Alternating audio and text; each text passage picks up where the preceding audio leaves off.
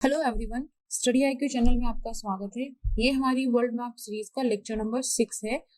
Lecture number 6 के अंदर हम नॉर्थ अमेरिका कॉन्टिनेंट के बारे में डिटेल से पढ़ेंगे कि कौन सी कंट्रीज इसके अंदर हैं, कौन से इंपॉर्टेंट फिजिकल फीचर्स हैं। साथ में हम ये भी देखेंगे कि सेंट्रल अमेरिका का जो रीजन है वो कौन सा है, कहाँ पे लाई करता है और कौन कौन सी उसके अंदर कंट्रीज हैं। Then we will also study कि ग्रेट लेक्स कौन सी हैं। आप अगर नॉर्थ अमेरिका कॉन्टिनेंट का कभी भी मैप देखोगे तो आपको बहुत सारी लेक्स दिखाई देगी। इनफैक्ट आपको एक सीरीज ऑफ लेक्स दिखाई देंगी जिनको ग्रेट लेक्स बोलते हैं। तो वो ग्रेट लेक्स कौन सी है, कहाँ पे लाई करती है, उनका सिग्निफिकेंस क्या है और वो क्यों इतनी इंपॉर्टेंट है। इसके साथ में हम ये भी देखेंगे कि करेबियन आइलैंड्स क्या होते हैं। आपने एक क्रिकेट टीम का नाम सुना होगा, वेस्ट इंडीज। जो वेस्ट इंडीज है ये इसी करेबियन आइलैंड को बोला जाता है।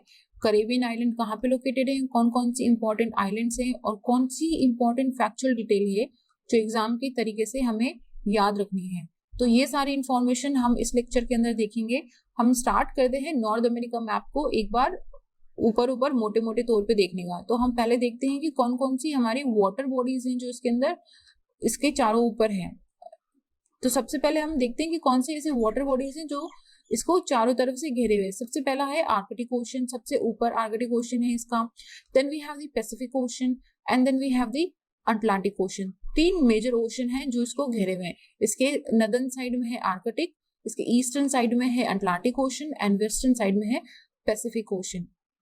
अच्छा, नॉर्थ अमेरिका कॉन्टिनेंट के बारे में कुछ इंपॉर्टेंट इंफॉर्मेशन आप ये भी देखिए कि ये जो है area wise third largest continent है। एरिया वाइज एरिया में सबसे बड़ा, तीसरा सबसे बड़ा कॉन्टिनेंट है। इसका मतलब है कि ये 16.5% एरिया जो है पूरे वर्ल्ड मैप में कॉन्टिनेंट्स का कवर करता है नॉर्थ अमेरिका कॉन्टिनेंट। और अगर हम पॉपुलेशन की बात करें तो पॉपुलेशन वाइज इसकी रैंक आती है फोर्थ रैंक है इसकी पॉपुलेशन वाइज। सबसे ज्यादा चौथा पॉपुलेटेड कॉन्टिनेंट है ये और ये वर्ल्ड की 7.5% पॉपुलेशन को कवर करता है। 7.5% पॉपुलेशन इसके अंदर है। अगर मैं आपको कुछ और इंपॉर्टेंट डिटेल्स बताऊं इसके बारे में तो एक तो इस पूरे एरिया के अंदर कोई भी लैंडलॉक्ड कंट्री नहीं है। अगर हमने, आपको याद है हमने पहले जो पढ़ा है एशिया, यूरोप और हमारा अफ्रीका, उसके अंदर हमने देखा था कि हर कॉन्टिनेंट के अंदर लैंडलॉक्ड कंट्री थी। हमने अलग से पूरी स्लाइड देखी थी लैंडलॉक्ड कंट्री की। लेकिन नॉर्थ अमेरिका के अंदर एक भी लैंडलॉक्ड कंट्री नहीं है। क्यों नहीं है? देखो, मेजर इसमें तीन ही तो कंट्रीज हैं। एक है कनाडा, एक है नॉर्थ अमेरिका और तीसरा है मैक्सिको। और ये दोनों तरफ से पैसिफिक और अटलांटिक ओशन से मिली हुई है, दोनों तीनों की तीनों कंट्रीज। तो इसका मतलब है कि इसमें कोई ऐसा कंट्री छोटा सा है ही नहीं बीच में कहीं पे, जैसा कि हमारा अफ्रीका में था या फिर हमारा एशिया यूरोप के अंदर भी था। तो इसमें कोई भी लैंडलॉक्ड कंट्री नहीं है। अगर इसकी डिस्कवरी की बात करें तो इसका डिस्कवरी 1492 के अंदर कोलंबस ने करा था। कोलंबस जो थे इन्होंने 1492 के अंदर इसको खोजा था। वो निकले तो बहुत इंडिया की खोज करने के लिए थे, लेकिन वो पहुंच गए थे अमेरिका। और इसका नाम किसके ऊपर रखा गया? अमेरिगो वेसुपुकी नाम के एक पर्सन थे। अमेरिगो वेसुपुकी मतलब अमेरिगो से बना अमेरिका, उनके नाम पे इनका नाम रखा गया था। अगर हम मेजर और वाटर बॉडीज या सीज की बात करें तो हमारे पास कौन कौन सी सीज है? सबसे यहाँ पे हमारा है लेब्राडोर सी, यहाँ पे है बैफिन बे, इधर है हमारा हडसन बे। अगर हम ऊपर जाते हैं नदर्न साइड में आर्कटिक ओशन के पास, बिल्कुल यहाँ पे हमारा बेफोर्ड सी है, यहाँ पे हमारा चुक्ची सी है, इधर हमारा बेरिंग सी है। And then if we come down, Alaska के बिल्कुल नीचे है हमारा गल्फ ऑफ अलास्का और कैलिफोर्निया, मैक्सिको में इधर है हमारा गल्फ ऑफ कैलिफोर्निया। और इस तरफ यूएसए और मैक्सिको के बीच में है गल्फ ऑफ मैक्सिको। इसका सिग्निफिकेंस बहुत इंपॉर्टेंट है। क्लाइमेटोलॉजिकली देख लो, ओशन सर्कुलेशन में देख लो, एटमॉस्फेरिक सर्कुलेशन में गल्फ ऑफ मैक्सिको स्ट्रेटेजिकली भी काफी इंपॉर्टेंट लोकेशन में आता है। और यहाँ पे है हमारा करेबियन सी। तो कौन कौन सी इंपॉर्टेंट सीज हैं जो नॉर्थ अमेरिका के चारों तरफ है? Labrador sea, Baffin bay, Hudson bay, Beaufort sea, Chukchi sea, Bering sea, gulf of Alaska, gulf of California, gulf of Mexico and Caribbean sea. अच्छा, अभी आपको यहाँ पे एक छोटा सा एरिया दिख रहा होगा, बेरिंग स्ट्रेट। बेरिंग स्ट्रेट को हम बहुत अच्छी तरीके से स्ट्रेट वाले जो एरिया हम पढ़ेंगे, जो जल संधि का एरिया पढ़ेंगे, उसमें भी कवर करेंगे। लेकिन मैं आपको यहाँ पे एक और छोटा सा डिटेल बता दूं जो हम बाद में भी देखेंगे कि बेरिंग स्ट्रेट जो है या फिर अगर हम देखें कि ये वाला जो वाटरवे है, this is the only marine gateway between Pacific and Arctic ocean. Pacific से आर्कटिक ओशन पानी के थ्रू जाने के लिए सिर्फ ये एक ही रास्ता है, बाकी कोई रास्ता नहीं है। तो इसकी इंपॉर्टेंस वैसे भी हो जाती है। और अगर हम इसके दोनों तरफ देखें कि कौन से लैंड मासेस हैं, तो ये रशिया वाला एरिया हमें कौन सा दिख रहा है, दिस इज एशिया, और ये है हमारा नॉर्थ अमेरिका कॉन्टिनेंट। तो ये कौन से दो वाटर लैंड मासेस को सेपरेट करता है, रशिया इन एशिया और अलास्का यूएसए या फिर नॉर्थ अमेरिका को सेपरेट करता है। तो ये तो हो गया हमारा मेजर कि कौन सी वाटर बॉडीज है। अगर हम एक बार बात करें कि कौन सी ऐसी कंट्रीज हैं, कौन सी ऐसी कॉन्टिनेंट्स हैं जो इसको लैंड के थ्रू कनेक्टेड है, तो अगर आप ऊपर वाले में स्लाइड में देखोगे तो आप क्या देखोगे कि देखो इसमें इस तरफ पूरा पानी है, इस तरफ भी पूरा पानी है, सिर्फ ये एक ही एरिया है जो लैंड से कनेक्टेड है। और ये जो एरिया दिख रहा है आपको, ये हमारा सेंट्रल अमेरिका का एरिया है, this is our Central American area. और इसके नीचे क्या दिख रहा है आपको, साउथ अमेरिका। तो हम क्या देख रहे हैं कि नॉर्थ अमेरिका जो है ये सेंट्रल अमेरिका से कनेक्टेड होते हुए साउथ अमेरिका से कनेक्टेड है। डायरेक्टली साउथ अमेरिका से नॉर्थ अमेरिकन कॉन्टिनेंट इस तरीके से कनेक्टेड नहीं है, बीच में सेंट्रल अमेरिका का एरिया आता है। और बाकी किसी भी दूसरे कॉन्टिनेंट से ये वाया लैंड कनेक्टेड नहीं है, जमीन के साथ इसका सिर्फ साउथ अमेरिका से ही है, जो भी सेंट्रल अमेरिका से होते हुए है। तो ये हो गई कुछ एक्स्ट्रा इंफॉर्मेशन। अब हम इसके थोड़े से फिजिकल फीचर देख लेते हैं, बाकी हम बहुत डिटेल में भी देखेंगे, पर एक बार हम थोड़े मोटे तौर पे भी देख लेते हैं। एक सबसे बड़ा आपको यहाँ पे दिख रहा होगा रॉकीज माउंटेन। ये रॉकीज माउंटेन इसका बहुत ही सिग्निफिकेंट फीचर है, और इसका जो लोकल क्लाइमेट है और जो ओवरऑल इसका अब देख लो कि रेनफॉल कितना होगा, इसके डेजर्ट्स का लोकेशन कैसा होगा, क्योंकि एक माउंटेन जो होता है वो कंट्री में बहुत इम्पैक्टफुल होता है, कंट्री के क्लाइमेट को चेंज करता है, वहाँ के रहने सहने को चेंज करता है, पानी की कैसे सप्लाई होगी, माउंटेन्स, रिवर्स, बहुत सारी चीजों को इम्पैक्ट करता है। तो ये इसका एक बहुत ही ज्यादा इंपॉर्टेंट फीचर है। उसके अलावा कौन कौन सी फीचर्स हम देख रहे हैं, देखो सबसे पहले हम देखते हैं कि आइलैंड्स कौन से हैं। ये वाला जो है ये नदर्न नॉर्थ अमेरिका का पार्ट है, मतलब जो आर्कटिक ओशन के पास है। ये वाला जो एरिया है ये टेम्परेट जोन में आता है। टेम्परेट जोन का मतलब क्या है कि यहाँ पे कंपैरेटिवली जो सन है वो कम शाइन करता है और ये कंपैरेटिवली ठंडा एरिया रहता है। ये पूरा जो आपको अलास्का का रीजन दिख रहा है और कनाडा का ऊपर वाला रीजन, इस पूरे रीजन को हम बोलते हैं साइबेरियन रीजन। पूरा का पूरा ये बहुत ठंडा रहता है, बर्फ जमी रहती है यहाँ पे एक आप ये समझो, इसको बोलते हैं परमाफ्रोस्ट। परमाफ्रोस्ट क्या होता है, जैसे जमीन के अंदर अगर पानी है और उस पानी में बर्फ जम जाए तो वो क्या हुआ कि बर्फ वाली मिट्टी हो गई। तो बर्फ वाली मिट्टी का जो एरिया होता है उसको बोलते हैं परमाफ्रोस्ट। परमाफ्रोस्ट अलास्का और कनाडा का जो ऊपर वाला नदर्न पार्ट है इसके अंदर बहुत प्रोमिनेंट है। अगर मैं आपको एक अलग से डिटेल दूं तो अभी जिस तरीके से हमारा ग्लोबल वार्मिंग हो रहा है, जिस तरीके से क्लाइमेट चेंज हो रहा है, तो ये जो परमाफ्रोस्ट है ये पिघल रही है। इसके पिघलने से क्या होगा, इसके अंदर जो मीथेन है वो बाहर निकल रही है, इमिट हो रही है। इसकी वजह से जो ग्लोबल वार्मिंग है वो और भी ज्यादा बढ़ रही है। तो ये डेंजरस एरिया भी है।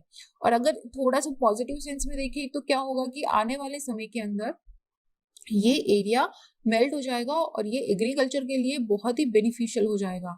जिस तरीके से टेम्परेचर बढ़ रहा है, इक्वेटर और ट्रॉपिकल वाला जो हमारा रीजन है, जो हमारा 0 डिग्री से 30-35 डिग्री तक का अगर हम ले on an average northern south latitude के अंदर, तो वो एरिया काफी गर्म हो जाएगा। और ये चीज आप इन जनरल भी अगर आप खेती से जुड़े हुए हैं या आपने देखा भी है तो आप ये चीज रियलाइज कर सकते हो कि जिस तरीके से टेम्परेचर बढ़ रहा है, जिस तरीके से बारिश बहुत ही अनसर्टेन होती है कि जब चाहिए तब होती नहीं है और जब नहीं चाहिए तब हो जाती है, जिस तरीके से फसल खराब हो रही है टेम्परेचर की वजह से, ये एरिया एग्रीकल्चर प्रोडक्टिविटी में बहुत कम हो जाएगा, जो हमारा इक्वेटोरियल और ट्रॉपिकल एरिया है। और लेकिन जो टेम्परेट वाला एरिया है ये कंपैरेटिवली जैसे जैसे वार्म होता जाएगा, यहाँ पे एग्रीकल्चर की सस्टेनेबिलिटी का जो पॉइंट है वो ज्यादा बढ़ता जाएगा, यहाँ पे एग्रीकल्चर की ज्यादा अपॉर्चुनिटीज ओपन हो जाएंगी। खैर ये तो मैंने आपको एक एक्स्ट्रा पॉइंट बता दिया। बाकी हम एक बार देखते हैं कि कौन सी माउंटेन रेंजेस हैं। यहाँ पे है हमारी ब्रुक्स रेंज, इधर है हमारा अलास्का रेंज, इधर है हमारा मकेंजी रेंज। यहाँ पे आपको एक पीक दिख रही होगी, डेनाली पीक। ये डेनाली पीक जो है ये अलास्का रेंज और रॉकीज माउंटेन की one of the highest peak है। It is the highest peak Denali mountain. याद रखना है आपको कि ये डेनाली माउंटेन पीक अगर आता है तो आप क्या बोलोगे, कहाँ पे है ये, अलास्का के अंदर है और रॉकीज माउंटेन के अंदर है। बाकी आपको यहाँ पे बहुत सारी ग्रेट लेक्स दिख रही होगी, जैसे ये सारी की सारी जो लेक्स हैं ये कनाडा के अंदर है। ग्रेट बेयर लेक हो गया, ग्रेट स्लेव लेक हो गया, ग्रेट आथाबास्का लेक हो गया, रेनडियर लेक हो गया और लेक विनीपेग हो गया। ये सारी बहुत इंपॉर्टेंट लेक्स है यहाँ पे। ये इंपॉर्टेंट वाटर रिसोर्सेज हैं इनके, एग्रीकल्चर के लिए मान लो या फिर आप ट्रांसपोर्टेशन के लिए मान लो, ये इंपॉर्टेंट रिसोर्सेज हैं। तो ये तो एक हो गया। दूसरा, अगर हम थोड़ा सा नीचे चले तो हम क्या देख रहे हैं कि हमें पूरा एक ग्रेट लेक का एरिया दिखेगा। इस ग्रेट लेक के एरिया को हम बिल्कुल डिटेल से पढ़ेंगे, तो अभी हम इसको स्किप करते हैं। इसके अलावा देखते हैं कि कौन सा एरिया। यहाँ पे आपको दिखेगा कनेडियन शील्ड। ये कनेडियन शील्ड बहुत ओल्ड कॉन्टिनेंट, जो हमने स्टार्टिंग में पढ़ा था कि हम लोग पेंजिया, लोरेशिया और गोंडवाना पढ़ा था, तो this is a part of that Pangaea and Laurasia continent. और यहाँ पे आपको लोरेशियन प्लेट भी दिखेगा। अब आपको रिलेट कर सकते हो नाम से, लोरेशियन प्लेट एंड लोरेशिया। याद आ रहा है आपको, हमने पढ़ा था एक सुपर कॉन्टिनेंट था हमारा पेंजिया, जो लोरेशिया और गोंडवाना लैंड के अंदर सेपरेट हो गया था। So this Laurasian plateau is a part of that Laurasia continent itself. उसके अलावा जब हम और फीचर्स क्या दिख रहे हैं हमें, यहाँ पे आपको एक दिख रहा होगा ग्रेट प्लेन। ग्रेट प्लेन जो है ये एग्रीकल्चर के पॉइंट ऑफ व्यू से बहुत इंपॉर्टेंट है यहाँ पे। This is Great Plains. उसके बाद में आपको यहाँ पे दिखेगा एक ग्रेट बेसिन, और यहाँ पे है एक ओजार्क प्लेट्यू। एक ओजार्क नाम का टीवी सीरीज भी है बहुत अच्छा नेटफ्लिक्स का, तो दैट इज ओजार्क प्लेट्यू। तो आप याद रख लोगे ओजार्क प्लेट्यू कहाँ पे है, नॉर्थ अमेरिका के अंदर। उसके थोड़ा सा नीचे और अगर हम देखें तो हमें क्या दिख रहा है, ग्रेट बेसिन है यहाँ पे, कोलोराडो प्लेट्यू है यहाँ पे, एडवर्ड्स प्लेट्यू है यहाँ पे, ओजार्क प्लेट्यू है यहाँ पे। ये सारे प्लेट्यूज किसके अंदर है, नॉर्थ अमेरिका के अंदर। और अगर हम कंट्री वाइज देखें तो ये पूरे यूनाइटेड स्टेट्स ऑफ अमेरिका के अंदर आता है। यहाँ पे आपको एक माउंटेन रेंज दिखेगी, अपलैचियन माउंटेन रेंज। अपलैचियन माउंटेन रेंज जो है ये ओल्ड फोल्ड माउंटेन्स हैं, एंशिएंट माउंटेन है ये ओल्ड फोल्ड माउंटेन। और उसके नीचे पूरा ये मैक्सिको का एरिया आ जाता है, जहाँ पे आपको दिखेगा कि सीरा नवेदा है, यहाँ पे हमारा सीरा माद्रे ऑक्सीडेंटल है, यहाँ पे हमारा मैक्सिकन प्लेट्यू है, और यहाँ पे ये हमारा यूकाटन पेनिनसुला भी है। तो ये सारे कुछ इंपॉर्टेंट फीचर्स हैं जो हमने देखे हैं नॉर्थ अमेरिका कॉन्टिनेंट के अंदर। यहाँ पे आपको एक एरिया दिख रहा होगा बरमूडा, तो आपने ये तो सुना होगा, एक बरमूडा ट्रायंगल करके कोई एरिया है जहाँ पे जो भी शिपमेंट या फिर जो भी हवाई जहाज जाता है वो गायब हो जाता है। बहुत सारी हॉरर मूवीज भी बनी हुई है इस पे। तो ये कहाँ पे लोकेटेड है, इसको भी हम लास्ट वाली स्लाइड के अंदर देखेंगे। और ये वाला जो एरिया आपको दिख रहा है ये है हमारा करेबियन आइलैंड्स। कौन से करेबियन आइलैंड्स है, कहाँ पे है, कौन से इंपॉर्टेंट पासेज है, इनको भी हम डिटेल से देखेंगे। स्टार्ट करते हैं हम सबसे पहले अलास्का से। अलास्का में जो आपको ये बहुत ही स्ट्रेट लाइन दिख रही होगी यहाँ पे, ये अलास्का और ये कनाडा है। अलास्का और कनाडा का बॉर्डर बनाता है। अलास्का जो है ये यूएसए का कंट्री है, यूएसए का स्टेट है। यूएसए के अंदर 50 स्टेट्स हैं। 50 स्टेट्स के अंदर आप दो के बारे में इंफॉर्मेशन लो, एक तो है अलास्का और एक है हवाई। अलास्का और हवाई दो ऐसे स्टेट्स हैं north United states of America के, जो physically United states of America से अटैच्ड नहीं है। अगर आप देखोगे इसमें, जैसे देखो यहाँ पे देखो, ये है अलास्का, ये थोड़ा मैंने ऊपर बना दिया, ये है यूनाइटेड स्टेट्स ऑफ अमेरिका और ये है हवाईयन आइलैंड। अलास्का और हवाईयन आइलैंड इसके दो स्टेट्स हैं। आपने सुना होगा कि 50 स्टेट्स हैं, मैंने भी बताया भी आपको कि इसमें 50 स्टेट्स हैं। तो ये दो स्टेट्स जो हैं बाहर है और बाकी जो 48 स्टेट्स हैं वो सारे यूनाइटेड स्टेट्स ऑफ अमेरिका के अंदर हैं। तो ये दोनों फिजिकली इससे कनेक्टेड नहीं है। और हवाईयन तो इकलौता ऐसा आइलैंड है जो किसी भी तरीके से पूरे नॉर्थ अमेरिका कॉन्टिनेंट से भी कनेक्टेड नहीं है। अलास्का जो है ये नॉर्थ अमेरिका कॉन्टिनेंट से कनेक्टेड है फिजिकली, लैंड वाया उसी के अंदर है। लेकिन हवाईयन आइलैंड बिल्कुल पानी पैसिफिक ओशन के आइलैंड्स हैं, जो ना तो physically United states of America से कनेक्टेड है और ना ही नॉर्थ अमेरिका कॉन्टिनेंट से कनेक्टेड है। तो this was an information about Alaska. अच्छा, ये जो लाइन आपको दिख रही है ये 141 वेस्ट मेरिडियन है। मेरिडियन कौन से होते थे हमारे, जो लॉन्गिट्यूड्स, जो हमारे नॉर्थ और साउथ पोल को कनेक्ट करते थे इस तरीके से।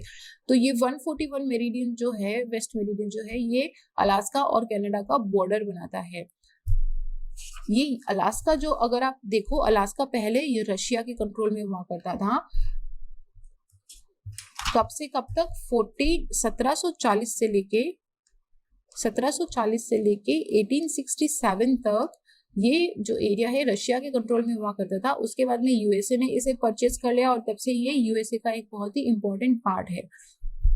ये हम देख चुके हैं कि यहाँ पे एक ब्रुक्स रेंज है, अलास्का रेंज है, यहाँ पे हमारी माउंट मैकेंजी भी था, यहाँ पे हमारा एक डेनाली रेंज भी था, डेनाली माउंटेन पीक भी था। उसके अलावा आपको यहाँ पे क्या दिख रहा है, ये येलो लाइन दिख रही है, ये मैंने पहले लेक्चर के अंदर भी करा था कि this is international date line. और ये जो इंटरनेशनल डेट लाइन है ये बेरिंग स्ट्रेट से होके निकलती है और अलूशियन जो आइलैंड है इसके बिल्कुल पास से निकलती है। तो मेकिंग अलास्का इन बोथ, इसके इस तरफ मतलब ये मानो कि इसके दोनों तरफ डेट का तो हमने बात कराई था, तो ये एक तरफ ईस्ट हो जाता है, एक तरफ वेस्ट हो जाता है। तो ईस्ट और वेस्ट में दोनों हेमिस्फेयर के अंदर ये जो 180 डिग्री मेरिडियन है ये इसको डिवाइड कर देती है। तो अलास्का जो है ये वेस्ट हेमिस्फेयर में भी है और ईस्ट हेमिस्फेयर के अंदर भी है। तो ये हो गई हमारी बात अलास्का की। तो ये हम देख चुके हैं, ये पूरा अलूशियन आइलैंड है, यहाँ पे बेरिंग सी है, ये हमारा चुकची सी है यहाँ पे, और ये हमारा बेरिंग स्ट्रेट है, ये हमारा बूफर्ट सी हम देख चुके हैं। This is 141 west meridian line जो कनाडा और अलास्का की बॉर्डर बनाता है। उसके बाद हम देखते हैं कनाडा के अंदर ये पूरा एरिया जो आपको दिख रहा है ये कनाडा है। ये सबसे ऊपर जो आपको टूटे हुए से आइलैंड्स दिख रहे हैं इसे बोलते हैं कैनेडियन आर्कटिक आर्किपेलागो। ये एक पूरा आर्किपेलागो है, कैनेडियन आर्कटिक आर्किपेलागो। उसके बाद में ये हम देख चुके हैं कि यहाँ पे लोरेशन आइलैंड है और ये पूरी की पूरी कैनेडियन शील्ड है।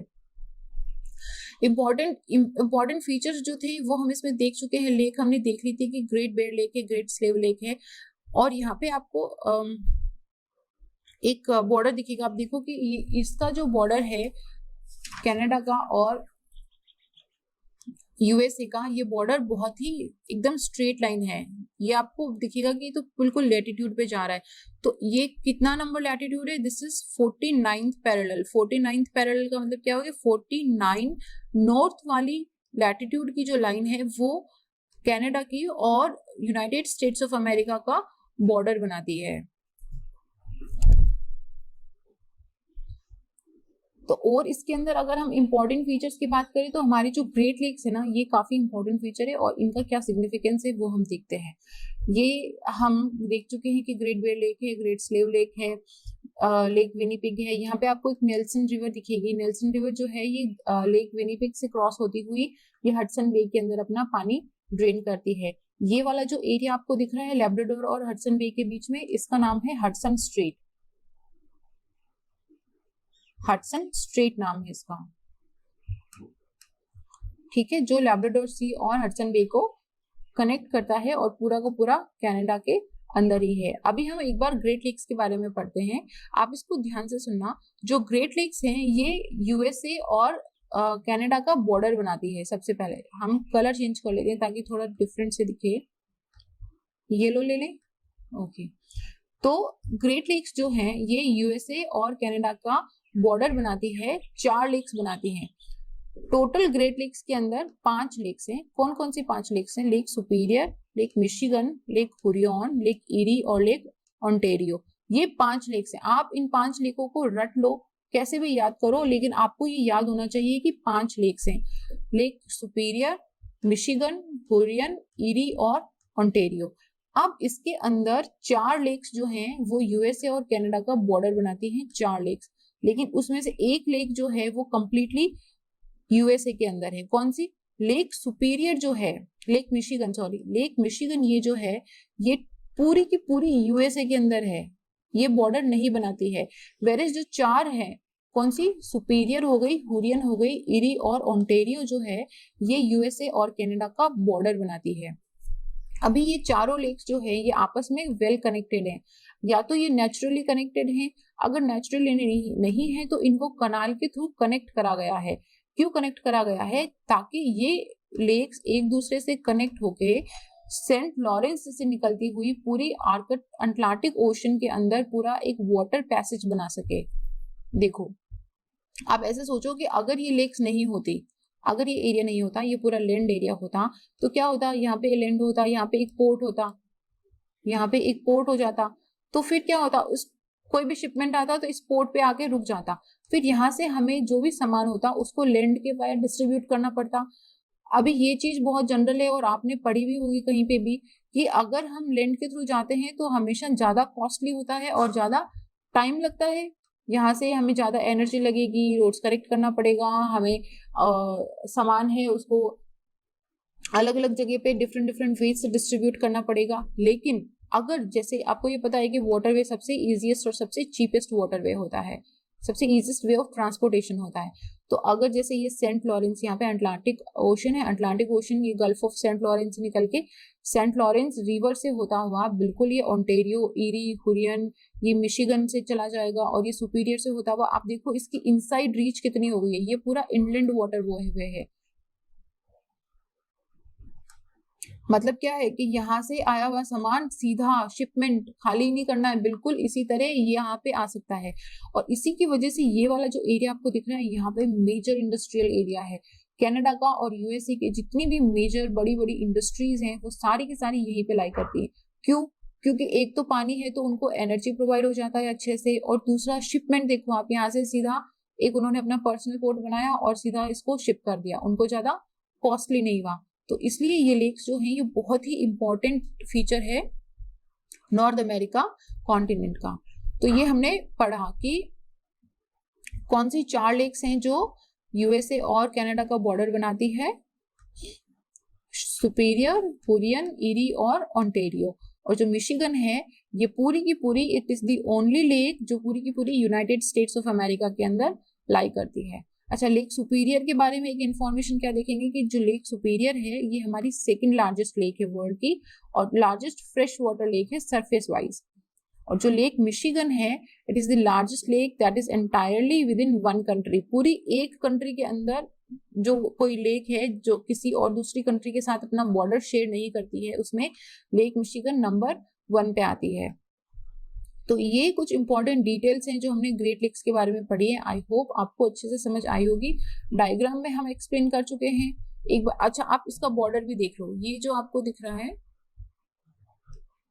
ये वाला देखो, जहां जहां पे येलो पेन चल रहा है ये वाला जो बॉर्डर है ये यूएस और कनाडा का बॉर्डर है। तो आप देखो कि सुपीरियर, हुरियन, ईरी और ओंटारियो को ऑलमोस्ट हाफ में से काट रहा है। और जो मिशिगन है ये पूरी की पूरी किसके अंदर है, यूएसए के अंदर लाई कर रही है। ठीक है, और ये जो आपको लाइट वाटर एरिया दिख रहा है, लाइट येलो कलर का एरिया, दिस वन, ये पूरा का पूरा है, इसको हम लोग ग्रेट लेक वाटरशेड या फिर सेंट लॉरेंस का वाटरशेड भी बोलते हैं। और ये हमारी सेंट लॉरेंस रिवर है। आपको समझ आ गया कि यहाँ से निकल के सेंट लॉरेंस से होता हुआ ये गल्फ ऑफ सेंट लॉरेंस से होता हुआ ये हमारा यहाँ पे अटलांटिक ओशन है उसके अंदर जाता है। ठीक है, अभी ये लेक्स जो हैं जैसे मैंने बताया कि या तो ये नेचुरली कनेक्टेड है एक दूसरे से या फिर इनको किसी न किसी कनाल के थ्रू कनेक्ट करा गया है। जैसे कि देखो ईरी और ओंटारियो है उसको वेललैंड कनाल से कनेक्ट करा गया है। यहाँ पे भी छोटे छोटे वाटर पैसेजेस बनाए गए हैं ताकि सारी लेक्स आपस में एक दूसरे से कनेक्टेड रहें। अभी आप देखो कि मैंने जो बता रही थी कि बहुत इंपॉर्टेंट जो इंडस्ट्रियल सिटीज है वो सारी इसके आसपास लोकेटेड है। जैसे हमारा शिकागो हो गया, क्लीवलैंड हो गया, एरी हो गया, बुफेलो हो गया, टोरंटो हो गया, ये सारी इंपॉर्टेंट इंडस्ट्रियल सिटीज हैं जो तो ये सारी की सारी यहाँ पे लोकेटेड है। अच्छा, नेविगेशन के लिए मैंने यहाँ पे एक अलग से स्लाइड रखी ताकि हम अच्छे से एक्सप्लेन करें कि देखो जैसे यहाँ से कोई पॉइंट निकल रहा है, यहाँ से कोई शिपमेंट है तो शिपमेंट को जाना है तो क्या करेगा, लेक सुपीरियर से होता हुआ यहाँ पे आएगा। फिर यहाँ पे हमने इन दोनों को कनेक्ट करने के लिए सेंट मैरीज फॉल कनाल बनाया है। तो ये सेंट मैरीज फॉल कनाल को क्रॉस करता हुआ ये लेक हुरियन से जाएगा। लेक हुरियन में ये फिर यहाँ पे छोटा सा एक रिवर है सेंट क्लेयर रिवर और डिट्रॉइट रिवर से क्रॉस करता हुआ लेक ईरी से होता हुआ वेललैंड कनाल, लेक ओंटारियो, और फिर यहाँ से ये सेंट लॉरेंस रिवर से होता हुआ आगे पूरा अटलांटिक ओशन के अंदर कनेक्ट कर देगा। आप देखो कि कहीं पे कोई रोक टोक ही नहीं हुई, पूरी की पूरी ये वाटर पैसेज बन गया। और यहीं पे एक इंपॉर्टेंट फीचर है नायाग्रा फॉल्स। नायाग्रा फॉल्स जो है ये यूएसए और कनाडा के बॉर्डर पे है। कौन सी स्टेट्स लेंगे हम, न्यूयॉर्क और ओंटारियो के बॉर्डर पे है। और ये किससे बनता है, जब जो लेक ईरी है और जब लेक ईरी लेक ओंटारियो के अंदर फॉल होती है, ड्रेन होती है, तब ये देखो जो लेक ईरी और ओंटारियो यहाँ पे है ये हमारा नायाग्रा फॉल्स। तो आपको इसकी लोकेशन ध्यान रखनी है और ये इस तरीके से बहुत ऊंचा फॉल है। अब हम चलते हैं यूनाइटेड स्टेट्स के अंदर। यूनाइटेड स्टेट्स के अंदर हम लोग पहले सिटीज में देखते हैं। ये वाली जो है इसको बोलते हैं वेस्टर्न सिटीज, और यहाँ पे जो है इसको बोलते हैं east port cities. East port cities के अंदर कौन सी आती है हमारी? बॉस्टन आ गई हमारी, न्यूयॉर्क आ गई हमारी, फिलाडेल्फिया आ गई, बाल्टीमोर आ गई, वॉशिंगटन डीसी हो गया हमारा, ऑरलैंडो हो गया और मायामी हो गया। ये सारी इंपॉर्टेंट ईस्टर्न कोस्ट स्टेट्स बोलो या सिटीज बोलो यूनाइटेड स्टेट्स की हैं। जब हम वेस्ट की तरफ जाते हैं तो ज्यादा इतना एरिया है नहीं, mostly San Francisco, Las Vegas, Los Angeles, San Diego, ये कुछ, और सैक्रामेंटो, ये कुछ इंपॉर्टेंट सिटीज आती हैं जो यूनाइटेड स्टेट्स की वेस्टर्न कोस्ट पे है। तो और अगर हम कुछ रिवर्स के बारे में देखें, ऐसे रिवर्स जो कि यूनाइटेड स्टेट्स से निकल रही है, तो हम क्या देखेंगे कि एक तो हमारी कोलोराडो रिवर है, एक हमारी मिसूरी रिवर है, एक हमारी मिसिसिपी रिवर, ओहायो रिवर। ये कुछ इंपॉर्टेंट रिवर्स हैं, आप इनको अपनी नोटबुक में नोट कर लीजिए कि ये कहाँ पे है, नॉर्थ अमेरिका कॉन्टिनेंट के अंदर, और कहाँ से निकलती है? यूनाइटेड स्टेट्स ऑफ अमेरिका से निकलती है। उसके बाद में हम चलते हैं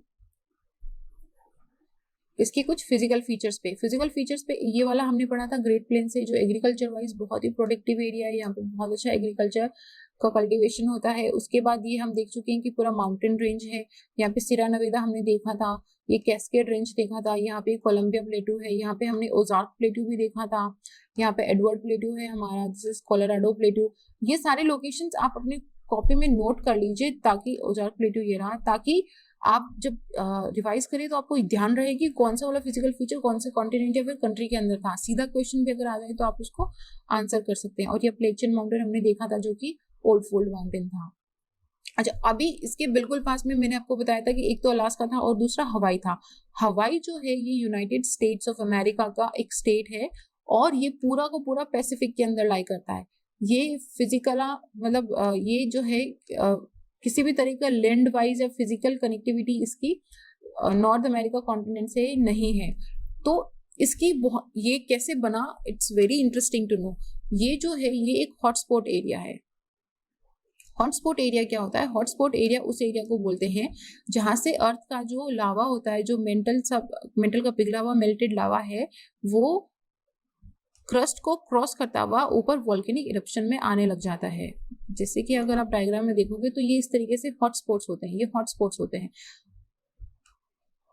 ये हमारा मेंटल प्लूम है, यहाँ से हमारा जो मोल्टन लावा है ये आके इधर वॉल्केनिक इरप्शन में करने लग जाता है। वॉल्केनिक इरप्शन से अंडर सी वाटर से होता हुआ ये अगर थोड़ा और ऊपर रेज हो जाएगा तो ये सी माउंट की तरह और या फिर एक आइलैंड की तरह पूरे ओशन के अंदर दिखने लग जाता है। तो आप देखोगे कि यहाँ पे आपको एक चेन दिखाई दे रही है, ये पूरी की पूरी जो है एक चेन है। ये देखो, ये पूरी एक चेन है, ये सारे के सारे वोल्केनिक माउंटेन है जो हॉटस्पॉट से बने हुए हैं। अभी ये बने कैसे हैं? हॉटस्पॉट का जो एरिया है ये फिक्स्ड एरिया है, ठीक है, और ये हमारी जो पैसिफिक की प्लेट है ये मूव हो रही है नॉर्थ वेस्ट की तरफ। ये आपको इस रेंज में दिखेगा ऐसे। तो ये तो है फिक्स और पैसिफिक प्लेट हो रही है मूव। तो जैसे जैसे पैसिफिक प्लेट नॉर्थ वेस्ट की तरफ मूव हो रही है, वैसे वैसे ये मतलब वोल्केनोज जो हैं अपना ऐसे नॉर्थ वेस्ट की तरफ ऐसे आगे आगे बनते जा रहे हैं। आप ऐसे समझो कि यहाँ पे आपने एक पॉइंट फिक्स कर दिया, उसके बाद में यहाँ पे आपने एक पेन के साथ फिक्स कर दिया कि यहाँ पे आपने एक पेन लिया और उस पेन को एक पेपर पे फिक्स कर दिया। अब आप पेन को मूव नहीं कर रहे हो, लेकिन आप पेपर को एक डायरेक्शन में मूव कर रहे हो, तो आप क्या देखोगे कि एक लाइन सी बनती जा रही है। तो वो जो लाइन सी बनती जा रही है, क्यों? क्योंकि ये तो फिक्स है, आप मूव किसको कर रहे हो? इस पेपर को। तो ये जो पेपर है, इस पेपर को आप पैसिफिक प्लेट मानो, और ये जो पेन आपने यहाँ पे फिक्स करा है इसको आप हवाईयन हॉटस्पॉट मानो।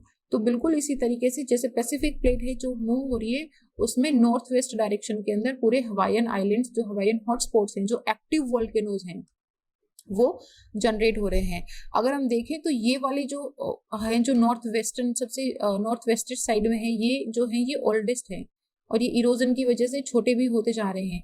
लेकिन जो हवाई के यहाँ वाले हैं, जो अभी लेटेस्ट बने हुए हैं, जो इनफैक्ट अभी भी एक्टिव वोल्केनो है, ये न्यूएस्ट है, ये अभी भी बन रहे हैं। और ये इसको कुछ 100 साल में नहीं बनते हैं, इसमें बहुत हजारों मिलियंस ऑफ ईयर्स लग जाते हैं। ये बहुत स्लोली प्लेट मूव होती है। और अभी जैसे ये है, तो हो सकता है कि आने वाले 1000, 2000, 5, 10,000 के अंदर ये वाला पुराना हो जाएगा और यहाँ पे हमें एक नया हॉटस्पॉट, एक हमें नया आइलैंड दिखाई देगा। तो ये है हवाई की फॉर्मेशन की स्टोरी है कि जो हवाई है वो कैसे बना था। और यहीं पे आपको एक पॉइंट दिखेगा पर्ल हार्बर। पर्ल हार्बर आपने सुना होगा कि वर्ल्ड वॉर 2 के अंदर एक बहुत ही इंपॉर्टेंट यूएसए का जो है वो एयरफोर्स बेस हुआ करता था। तो इस पे मूवीज भी बनी हुई हैं एक्चुअली, और ये काफी वर्ल्ड वॉर 2 की स्टोरीज के अंदर आता भी है। तो ये हमने देख लिया कि हवाईयन चेन कैसे बनी, हॉटस्पॉट क्या होता है और किस तरीके से ये नॉर्थ वेस्ट डायरेक्शन में मूव हो रहा है। अभी हम चलते हैं मैक्सिको की तरफ। अब हम देखते हैं मैक्सिको में, मैक्सिको के अंदर सबसे इम्पोर्टेंट चीज जो याद रखने के लिए है वो ये है कि जो यहाँ पे एक रिवर है, रिवर रियो ग्रांडे, ये जो है ये यूएसए और कनाडा का बॉर्डर बनाती है। आप देखो ये दिख रहे हैं आपको, यहाँ से ये रिवर आ रही है, ये पूरी रिवर है, ये यूएसए और मैक्सिको, सॉरी मैंने कनाडा बोल दिया था, यूएसए और मैक्सिको का बॉर्डर बनाती है, और ये गल्फ ऑफ मैक्सिको के अंदर ड्रेन होती है। ठीक है, ये सबसे इंपॉर्टेंट चीज है, ये आपको ध्यान रखनी है। बाकी हम ये देख चुके हैं यहाँ पे कि यहाँ पे बाजा कैलिफोर्निया, गल्फ ऑफ कैलिफोर्निया है, यहाँ पे सीरा माद्रे ऑक्सीडेंटल भी है, यहाँ पे हमारा युकांटिन पेनिनसुला भी है। सो इसके अंदर इतनी ज्यादा इंफॉर्मेशन है नहीं। आप आगे देखोगे तो आपको यहाँ पे ये छोटा सा बॉर्डर दिखेगा। ये जो बॉर्डर है ये मैक्सिको या फिर हम बोले कि नॉर्थ अमेरिका कॉन्टिनेंट को सेंट्रल अमेरिका से मिलाता है। अभी सेंट्रल अमेरिका अलग से कोई कॉन्टिनेंट नहीं है। अगर मैं इसके फॉर्मेशन की बात करूं आपको, वैसे में ये आगे स्टेट वाले के अंदर जब हम स्ट्रीम्स ऑफ पनामा पढ़ेंगे तो मैं आपको डिटेल में एक्सप्लेन करूंगी, लेकिन मैं आपको यहाँ पे थोड़ा सा बता देती हूँ कि जैसे अगर ये हमारा मैं बहुत ही रफ स्केच बना रही हूँ, अगर ये हमारा नॉर्थ अमेरिका है और यहाँ पे हमारा साउथ अमेरिका है, ठीक है, बहुत ही ज्यादा रफ स्केच बना दिया है मैंने इसका। तो initially like for example 20 million years ago यहाँ पे बिल्कुल कोई लैंड का एरिया था नहीं, ठीक है, और यहाँ पे एक हमारी प्लेट है कोकोस प्लेट, और यहाँ पे हमारी एक प्लेट है करेबियन प्लेट। ये प्लेट्स के बारे में मैंने आपको लेक्चर नंबर 1 में बताया था, जब हमने बात करी थी कि किस तरीके से टेक्टोनिक प्लेट्स हैं वो एक दूसरे से पास में या फिर दूर मूव करती है। और मैंने माइनर प्लेट्स पे बताया था, जैसे नास्का प्लेट हो गया, कोको प्लेट हो गया, जोआन द फूका हो गया, करेबियन प्लेट हो गया। तो यहाँ पे ये 2 माइनर प्लेट्स हैं, कोकोस की और करेबियंस की। ये कोकोस प्लेट जो है ये करेबियन प्लेट के नीचे की तरफ स्लाइड हो रही है। अच्छा, मैंने आपको बताया था एक कन्वर्जेंट बाउंड्री होता है, कन्वर्जेंट के अंदर क्या होता है, दोनों प्लेट्स एक दूसरे के तरफ आती हैं, तो जो प्लेट हेवी होती है वो नीचे सबडक्शन में चली जाती है। बिल्कुल इसी तरह कोकोस जो है ये नीचे सबडक्शन में जा रही है, और ये जो हमारी कैरेबियन प्लेट है ये इसके ऊपर स्लाइड हो रही है। तो इस सबडक्शन की वजह से यहाँ पे कुछ वॉल्केनोज इरप्ट हुए और सी वाटर वॉल्केनोज बने। एक तो ये, और दूसरा कि जब एक प्लेट दूसरे के नीचे स्लाइड करती है, जो सी फ्लोर होता है वो ऊपर उठना स्टार्ट हो जाता है, तो उसकी वजह से यहाँ पे एक एरिया जनरेट हो गया, यहाँ पे लैंड मासेस बने, और वो लैंड मासेस जो है उसी को हम आज सेंट्रल अमेरिका बोलते हैं। उसकी वजह से ये पूरा का पूरा नॉर्थ अमेरिका और साउथ अमेरिका जो है ये कनेक्ट हो गया। तो दिस वाज की how the formation of central America happen. Central America के अंदर अगर हम देखें तो हमारे पास 7 कंट्रीज हैं, Belize, Costa Rica, El Salvador, Guatemala, Honduras and Nicaragua, sorry थोड़ा सा टफ प्रोनाउंसिएशन है, निकारागुआ एंड पनामा। ये हमारी 7 कंट्रीज हैं, और 7 कंट्रीज का फॉर्म कैसे हुआ था ये मैंने आपको बता दिया है। और यहीं पे एक इम्पॉर्टेंट फीचर भी है, इस्थमस ऑफ तेहातीपेक। इस्थमस ऑफ तेहातीपेक जो है ये पूरा का पूरा मैक्सिको के अंदर लाई करता है, और ये गल्फ ऑफ, यहाँ पे हमारा हमें पता है गल्फ ऑफ मैक्सिको है, और यहाँ पे हमारा पैसिफिक ओशन है। ये गल्फ ऑफ मैक्सिको और पैसिफिक ओशन के बीच में शॉर्टेस्ट डिस्टेंस की अगर हम बात करें लैंड वाइड तो वो है इस्थमस ऑफ तेहातीपेक। यहाँ पे कनाल अगर बना दी जाए जिसका प्रपोजल भी है, तो ये पूरा पैसिफिक ओशन को गल्फ ऑफ मैक्सिको से शॉर्टेस्ट डिस्टेंस में कवर कर देगा। कंट्रीज देख ले हमने कौन सी देखी थी, Guatemala, Belize, Honduras, El Salvador, Nicaragua, Costa Rica and Panama. Panama जो है ये पूरा का पूरा यहाँ पे ये साउथ अमेरिका का कॉन्टिनेंट है, इससे कनेक्टेड है, ठीक है। और यहीं पे है हमारा पनामा कनाल, ये पनामा इस्थमस है, और ये है हमारा पनामा का कनाल। ये हो गया हमारा सेंट्रल अमेरिका के बारे में। Let's see the Caribbean islands. Caribbean islands जो हैं ये आइलैंड टेरिटोरीज और आर्किपेलागो है। बहुत सारे नाम हैं, गल्फ ऑफ मैक्सिको के नीचे आपको छोटे छोटे से बहुत सारे आइलैंड्स दिखेंगे। ये काफी सारे वॉल्केनिक, इधर ये वॉल्केनिक आइलैंड्स हैं या फिर ये अटोल्स हैं कोरल से बने हुए। इसको डिफरेंट नाम दिए गए हैं, जैसे इसको वेस्ट इंडीज बोलते हैं जिसके नाम पे क्रिकेट टीम है, इनको ग्रेट एंटलीज, ग्रेटर एंटलीज बोलते हैं, लेसर एंटलीज बोलते हैं, लीवर्ड आइलैंड्स, विंडवर्ड आइलैंड्स या फिर लीवर्ड एंटलीज बोलते हैं। तो मेजर तौर पे इनको 4 पार्ट्स में डिवाइड करा गया है, 4 बोला गया है। 4 कौन कौन से? एक तो इनको बोला है कि ग्रेटर एंटलीज है, एक है हमारी लेसर एंटलीज, एक है हमारा बहामा आर्किपेलागो, बहामा को ही हमने लुकायन आर्किपेलागो भी बोला है, और चौथा है हमारा लीवर्ड एंटलीज। चारों हैं, और इसके साथ ही में बरमूडा ट्रायंगल भी है। ठीक है, तो इनके देखते हैं हम लोकेशन कहाँ पे। ये देखो, ये है गल्फ ऑफ मैक्सिको, ये है अटलांटिक ओशन। अटलांटिक ओशन और गल्फ ऑफ मैक्सिको के बीच में ये आपको बहुत सारे बिखरे हुए आइलैंड्स दिखाई देंगे। ये पूरा का पूरा एरिया कहलाता है हमारा करेबियन आइलैंड्स। अभी देखो, जो हमने 4 बोले थे, पहला कौन सा बोला था? Greater Antilles. ये रहा ग्रेटर एंटलीज। ये एरिया जो आपको दिख रहा है लेसर एंटलीज, ये है हमारा लीवर्ड एंटलीज, और ये है हमारा बहामास। हो गया Greater Antilles 1 number, Lesser Antilles देखा था हमने, बहामास देखा था हमने, और लीवर्ड एंटलीज देखा था। और लीवर्ड, ये लेसर एंटलीज है ना, इसी के बिल्कुल पास के अंदर ये 2 हैं जिनको बोलते हैं लीवर्ड आइलैंड्स और विंडवर्ड आइलैंड्स। ठीक है, और वैसे एक बार इसको मोटे मोटे तौर पे देख लेते हैं कि यहाँ पे एक हवाना, ये है हमारा क्यूबा का आइलैंड है, ये इसको बोलते हैं क्यूबा। इधर है हमारा जमैका, ये हमारा डोमिनिकन रिपब्लिक, यहाँ पे हमारा पुर्तरिको, यहाँ पे हमारा मेजर यही है हमारा, और यहाँ पे हमारे ये बहामास के आइलैंड्स हैं। तो ये आपको लोकेशन समझ में आ गया। किसके, कौन सी 2 वाटर बॉडीज के बीच में है ये? गल्फ ऑफ मैक्सिको, करेबियन सी और अटलांटिक सी के बीच में ये सारे के सारे लोकेटेड हैं। इनके बीच में कुछ पैसेजेस हैं जो इम्पोर्टेंट है, तो आप वो देख लो कि जैसे ये पूरा ग्रेटर एंटलीज है, ग्रेटर एंटलीज और लेसर एंटलीज के बीच में है एनागेडा पास। ग्रेटर एंटलीज और लेसर एंटलीज के बीच में एक पैसेज है जिसे बोलते हैं अनगाडा पास। अनगाडा पास जो है ये पुर्तरिको ट्रेंच के अंदर, ये वाला जो आपको एरिया दिख रहा है, दिस वन। और यहीं पे आपको डोमिनिकन रिपब्लिक और पुर्तरिको के बीच में एक पैसेज दिखेगा जिसका नाम है मोना पैसेज। तो ये आप ये पैसेज हो सकता है कि इतनी इंपॉर्टेंट नहीं है क्योंकि बहुत ही माइन्यूट डिटेल है, तो आप इसको स्किप भी कर सकते हो, लेकिन आपको ये ध्यान रखना है कि लोकेटेड कहाँ पे है ये और कौन कौन से 4 मेजर आइलैंड्स हैं इनके। This is the important information जो आप अपनी नोटबुक में नोट कर लो और इसको आपको याद रखना है। अभी है हमारा बरमूडा ट्रायंगल। तो बरमूडा ट्रायंगल के बारे में मैंने आपको बताया था कि बहुत सारी स्टोरीज हैं कि इसके अंदर जो भी शिपमेंट्स या एरोप्लेन्स या फिर लोग जाते हैं वो गायब हो जाते हैं। तो इसकी लोकेशन कहाँ पे है?